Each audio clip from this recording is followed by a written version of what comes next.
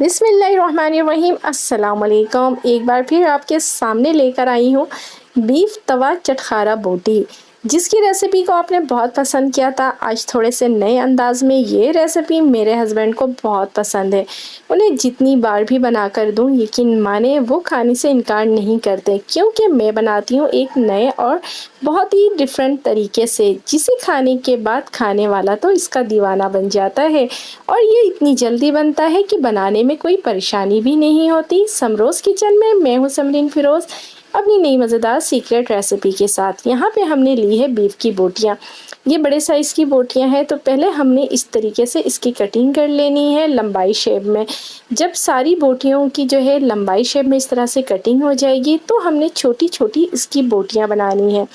बोटियाँ हमने बहुत छोटी बनानी है, क्योंकि हम तवे में बना रहे हैं।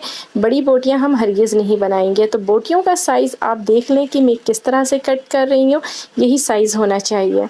अब इन तमाम बोटियों को हल्के से नमक या सिरके के पानी से हम अच्छे से वॉश कर लेंगे, ताकि इसका सारा ब्लड निकल जाए। ये देखिए सारी बोटियां वॉश हो गई हैं। अब इसमें डालेंगे 1 खाने का चम्मच अदरक लहसुन का पेस्ट, 1 खाने का चम्मच लाल मिर्च का पाउडर या हस्बे जायका, हल्दी पाउडर आधी चाय का चम्मच, पिसा हुआ धनिया डालेंगे 1 खाने का चम्मच भरकर, गरम मसाला पाउडर डालेंगे आधी चाय का चम्मच, साथ ही डालेंगे ज़ीरा पाउडर 1 चाय का चम्मच। अब यहाँ मैं लूँगी कच्चा पपीता। कच्चा पपीता जो है गोश्त को गलाने का काम करेगा। आप इसकी जगह कचरी पाउडर भी ऐड कर सकती हैं। तो ये हम डालेंगे तकरीबन 1.5 खाने का चम्मच भरकर।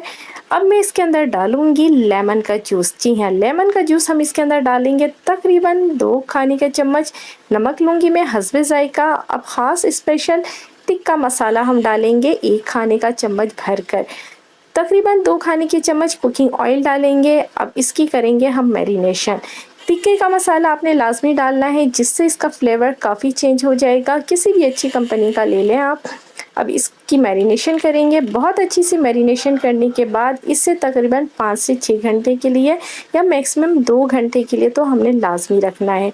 अब इसको हम 2 घंटे के लिए रख देंगे। 2 घंटे के बाद मैं बताती हूँ कि हमने जो है किस तरह से इसे बनाना है। तकरीबन 2 घंटे हो चुके हैं और 2 घंटे के बाद ये देखिए माशाल्लाह माशाल्लाह अच्छी सी मैरिनेशन हो गई है। एक तवे में 2 खाने का चम्मच कुकिंग ऑयल डालेंगे। फिर उसके बाद तमाम मैरिनेट की हुई बोटियों को हम डाल देंगे, और डालने के बाद थोड़ा सा हमने उलट पुलट करना है। चंद सेकंड हम इसको फ्राई कर लेंगे, और फ्राई करने के बाद इसके अंदर हम थोड़ा सा पानी ऐड करेंगे। तकरीबन इसमें आधी कप से भी थोड़ा सा कम पानी डालेंगे। ख्याल रहे तवे से बाहर आपका पानी नहीं आना चाहिए। अब इसको हम अच्छे से बीफ के साथ जो है मिक्स करेंगे, और करने के बाद इसको हम ढक देंगे। यहाँ पे मैं तकरीबन 15 मिनट के लिए मीडियम टू लो फ्लेम में इसे पकाऊंगी। बीच में भी आप देख सकते हैं कि ही आपकी बोटियां जल ना जाएं। अब ये देखिए तकरीबन 15 मिनट के बाद मैंने देखा है पानी खुश्क हो गया है, और माशाल्लाह माशाल्लाह ये बोटियां मुकम्मल तौर पर तैयार हो चुकी हैं। क्योंकि हमने इसमें कच्चा पपीता डाला था, जो कि इसको सॉफ्ट जूसी बनाएगा और नहायत अच्छे तरीके से ये गल जाएगा कम से कम टाइम में। अब इसमें डालेंगे 2 खाने के चम्मच लेमन जूस, और डालने के बाद हमने इसको फिर करना है हल्का सा फ्राई, यानी कि उसी ऑयल में ही हो जाएगा ये। हल्का सा जब ये भून जाएगा तब इसमें थोड़ी सी स्पेस बनाएंगे, और इसमें हम डालेंगे कोयले का फ्लेवर। जी हाँ, कोयले का धुआं देने के लिए जो है हमने कोयले को जला लिया था, जल गया, थोड़ा सा ऑयल डाला और 5 मिनट के लिए ढक के रख दिया। 5 मिनट के बाद जो हमारे घर में खुशबू आ रही थी, ऐसा लग रहा था कि हमारे घर में बारबेक्यू हो रहा है। क्योंकि इतनी आसान रेसिपी और फुल बारबेक्यू का जायका आपको मिलेगा मिनटों में। तो ये रेसिपी आपने ज़रूर ट्राई करनी है। मेरे हस्बैंड को तो बहुत पसंद है, उन्होंने तो खूब इंजॉय किया। अब आप भी अपनी फैमिली को बनाकर खिलाएं और ढेरों तारीफ़ें वसूल करें। और भी बेशुमार रेसिपी मैंने आपके साथ शेयर की है, तो विज़िट करें मेरे यूट्यूब चैनल का। वीडियो पसंद आती है तो कमेंट्स में ज़रूर बताएं। अल्लाह पाक से दुआ है अल्लाह पाक मेरा आपका और हम सब का दस्तरखान यूं ही हज़ार हज़ार नेमतों से सजाए रखे। अल्लाह हाफिज़।